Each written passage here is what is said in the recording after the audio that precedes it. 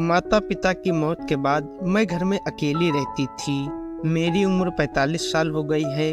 घर में धन दौलत की कमी नहीं थी। एक बार मेरे पड़ोस में रहने वाले मुकेश जी की बेटी प्रिया मेरे घर आई। हम दोनों बातें कर रहे थे, तभी मैं बोली, प्रिया, कल जो लड़के के घर वाले तुम्हें देखने आए थे उसमें क्या हुआ? और तो सब ठीक है मधु आंटी, प्रिया बोली। जरा एक अड़चन है। कैसी अड़चन? प्रिया गला साफ करते हुए बोली, आंटी, यूँ तो लड़का खाते पीते घर का है, हेल्दी भी है और अच्छी नौकरी भी है, लेकिन प्रिया कुछ कहते कहते रुक गई, तो मैंने ही बात आगे बढ़ाई। क्या चाल चलन ठीक नहीं है? नहीं, ऐसी कोई बात नहीं है। लड़का बहुत शरीफ है, पर एक तो पापा का हाथ तंग है और लड़का तलाकशुदा है। पहली से उसका 3-4 साल का बच्चा भी है। कस्टडी तो माँ के पास है, पर हर हफ्ते एक रात के लिए आता है, इसलिए जरा हिचकिचाहट हो रही है। इस बार मैं उठी और खिड़की के बाहर खड़ी होकर कुछ सोचने लगी। फिर आकर बोली, देखो प्रिया, तुम पैसों की परवाह मत करो। पापा को कहो कि जितनी रकम चाहिए मुझसे ले लें, धीरे धीरे अदा कर देना। और तलाकशुदा जैसी जरा सी बात के लिए अच्छे लड़कों को मत ठुकराओ। बच्चे को एक और माँ का प्यार देखकर अपने पति का दिल जीतो। प्रिया ने मेरी ओर देखा और बोली, मधु आंटी, एक सवाल पूछूं? मैंने एक सवालिया निगाह से देखा तो प्रिया ने कहा, माफ करें, मेरा सवाल आपकी निजी जिंदगी से जुड़ा है। आप किसी भी लड़की की शादी कराने में बहुत ज्यादा दिलचस्पी लेती हैं, रुपए पैसों की मदद भी करती हैं। मेरी कई सहेलियों के साथ आपने ऐसा किया है, लेकिन मालदार और अच्छी नौकरी के बावजूद भी आप कुंवारी रह गईं। ऐसा क्यों हुआ? अचानक मेरी आंखें छलछला आईं। प्रिया को लगा कि शायद उसने यह सब पूछकर अच्छा नहीं किया। वह उठते हुए बोली, आंटी माफ करना, शायद मैं कुछ गलत पूछ गई। आपका दिल दुखाने का मेरा इरादा कतई नहीं था। नहीं नहीं, बैठो प्रिया, मैं आज तुम्हें सब कुछ बताऊंगी। मैं एक टिश्यू से आंखें पोंछते हुए बोली, मैं अपने अमीर बाप की इकलौती लड़की थी। लाड़ प्यार से पलने की वजह से और अमीर घराना होने से थोड़ा गुमान मुझ में भी आ गया था। जब मैं 16 साल की हुई तो मैंने पाया कि चौकीदार का जवान लड़का, जो देखने में भला चंगा था, मेरी तरफ खींचने लगा था। और एक दिन मौका पाकर उसने मेरा हाथ पकड़कर कहा था, मधु, मैं आपको दिलो जान से चाहता हूँ। मैं आपके लिए कुछ भी कर सकता हूँ। मैंने फुर्ती से अपना हाथ छुड़ाकर एक चाटा उसके गाल पर मारा और कहा, तो डूब मर चुल्लू भर पानी में। अपनी औकात देखी है? हमारे टुकड़ों पर पलने वाला हम पर ही डोरे डाल रहा है। वह बेचारा फिर कभी दिखाई नहीं दिया। अपनी जिंदगी में आए प्यार के इस पहले इजहार को मैं बिल्कुल भूल गई। जब मैं 18 साल की हुई तो एक रिश्तेदार ने अपने बेटे से मेरी शादी करने की बात चलाई। उनके बेटे में कोई कमी नहीं थी। हाँ, यह बात जरूर थी कि वे हमारे बराबरी के नहीं थे। फिर लड़का मामूली दुकानदार था। मुझ पर उन दिनों MBA करने का भूत सवार था। उनकी बात सुनकर माँ भी भड़क उठी थी। तुम्हारी हिम्मत कैसे हुई या कहने की? कम से कम अपनी औकात तो देखी होती। फिर आपके साहबजादे करते क्या हैं? दुकानदारी। मेरी बेटी के 12वीं में 90% मार्क्स आए थे। वैसे भी ऐसी हैसियत के तो हमारे यहाँ नौकर चाकर हैं। जितनी तनख्वाह आपके बेटे को मिलती होगी, उतनी की तो आज भी मधु एक पोशाक पहनकर फाड़ डालती है। अगर अच्छी नौकरी मिल गई तो न जाने क्या होगा। वे लोग मुंह लटकाए वापस चले गए। माँ की बातें मुझे बहुत अच्छी लगी थी। मैंने मन में सोचा कि अच्छा फटकारा, चले आए थे मुंह उठाकर। तीसरी बार एक अच्छे घर से रिश्ता आया। उस समय मैं 24 साल की हो चुकी थी। लड़के वाले हमारी टक्कर के तो न थे, लेकिन फिर भी अच्छे पैसे वाले थे। लड़का भी ठीक ठाक था। एक सरकारी कंपनी में इंजीनियर था। उसके पिता का कहना था कि हम बारात में बाजा नहीं लाएंगे, शोर शराबों से क्या होता है। वे समाज सुधारक थे और शादी ब्याह सीधी तरह करने वाले थे। इस बार मेरे पिता भड़क गए थे। अरे, लड़की ब्याहने आना चाहते हो या मातम बनाने? वह रिश्ता भी इनकार कर दिया गया। मेरी उम्र के 28वें साल में मौका आया।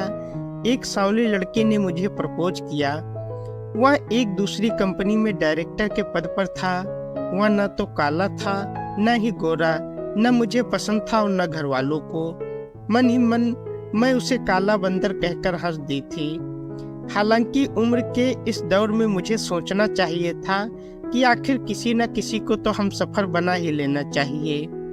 लड़की की उम्र निकल जाए तो फिर सब कुछ हाथ से निकल जाता है, और बेशुमार दौलत भी उम्र वापस नहीं ला सकती।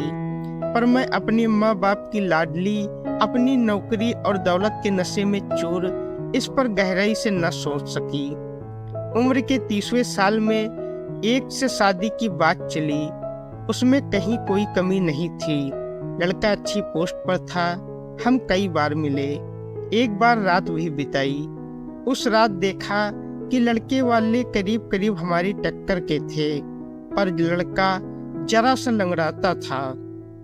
माँ को बताया तो उन्होंने कहा, भाई पैसा और रसूख तो आता जाता रहता है, लेकिन कम से कम लड़का तो ऐसा हो जिसके साथ लड़की घूम फिर सके। जब सहेलियों को बताया तो वे बोली, चल कर लेना तैमूर लंग से शादी। अरे उसे कहो कहीं लंगड़ी लूली लड़की देखे। फिर कई और रिश्ते आए, पर किसी में मुझे कमी आई, किसी में माँ को कमी नजर आई, तो किसी में मेरी सहेलियों को। मेरी सब सहेलियां शादीशुदा हो चुकी थी और उनके पति मुझ पर मरते थे। शायद वे लड़कियां चाहती थी कि मेरी शादी ही न हो। फिर लड़के मिलने कम हो गए। मैं उम्र की 35वीं मंजिल पार कर गई।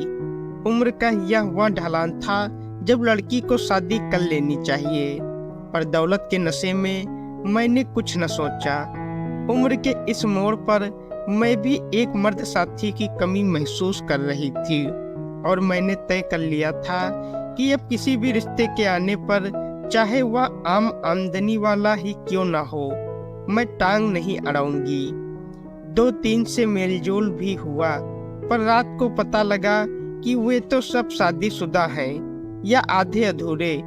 मैं 36 साल की थी तब एक रिश्ता आया। लड़का तलाकशुदा था। उसकी घर वाली भाग गई थी। 2 बच्चे थे। मैंने इस बार सोच लिया था कि तलाकशुदा है तो क्या हुआ, बच्चे हैं तो क्या हुआ, मैं सब संभाल लूंगी। औरत की समझदारी से ही गृहस्थी चलती है। मैं भी बच्चों को प्यार दूंगी, घर को खुशहाल बना दूंगी। पर बात मुझ तक आने का मौका ही नहीं मिला। माँ तो मुंहफट थी ही, सो रिश्ते लाने वाले के मुंह पर ही कह मारा, तलाकशुदा है तो कहीं बेवा या तलाकशुदा को तलाशो। हमारी लड़की में कोई कमी थोड़ी ही है जो सेकंड हैंड के मत्थे मर दें। और बस यही आखिरी रिश्ता था। फिर कोई रिश्ता नहीं आया। कुछ ही दिनों में माँ बाप ढेर सारी दौलत छोड़कर मर गए। मैं नौकरी में आगे बढ़ती गई, पर मैं एक मर्द साथी के लिए बेचैन हो उठी थी। जो मिलते थे केवल 2-4 रात बिताते। एक मिला, पर रात को बिस्तर पर हैवान होने लगा। मैं रात को सिर्फ नाइटी में उसके घर से निकलकर भागी थी।